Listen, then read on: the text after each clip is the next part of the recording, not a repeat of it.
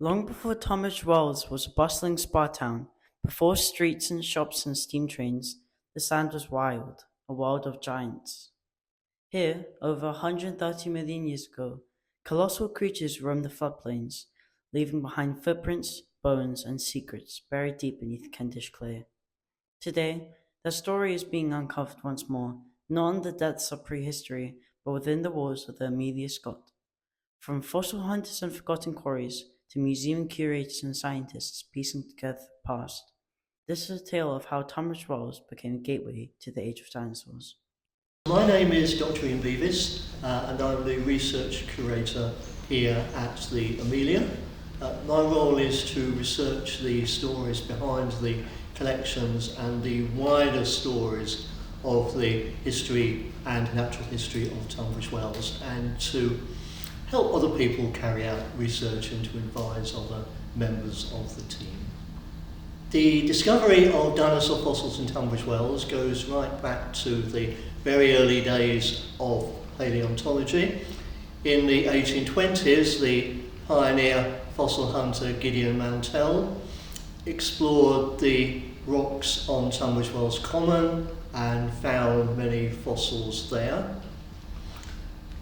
And then subsequently, in the 1930s, the workmen at the brickworks at High Brooms, while carrying out their quarry work there, found the massive leg bones of our local dinosaur Iguanodon.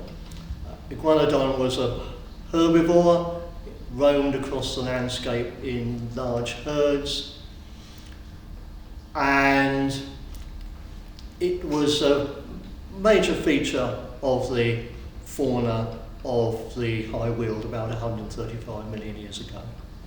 Gideon Mantell was a medical doctor by profession, and he was one of the earliest people to discover bones of dinosaurs, although they weren't known to be dinosaurs at that period.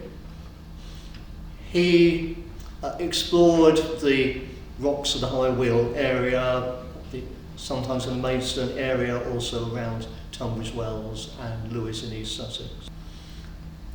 There hasn't been a full skeleton of Iguanodon found in Tunbridge Wells. There have been some very fine skeletons found in other parts of the world, particularly in Germany. Complete skeletons have been found.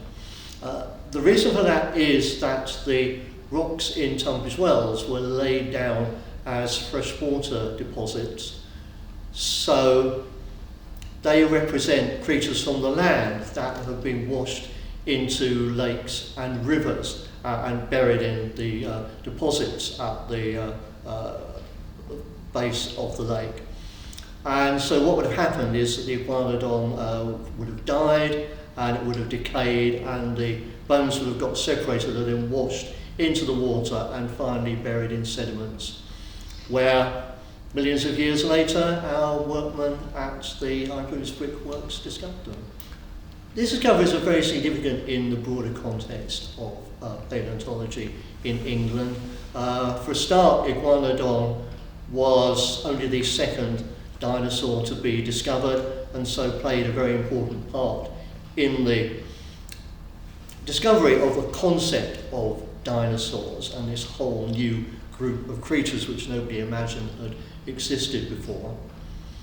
And the rocks of the High Weald are also have a part to play in the whole story of the Age of the Dinosaurs in Britain. So you start with the Jurassic era, and then you move on to our era about 135 million years ago, the early Cretaceous, and then you move on in the chalk deposits to the very latest dinosaurs, things like Triceratops and Tyrannosaurus. So the rocks of the High Weald, the rocks around Tunbridge Wells, form the middle part of the long story of the Age of the Dinosaurs in the High Weald.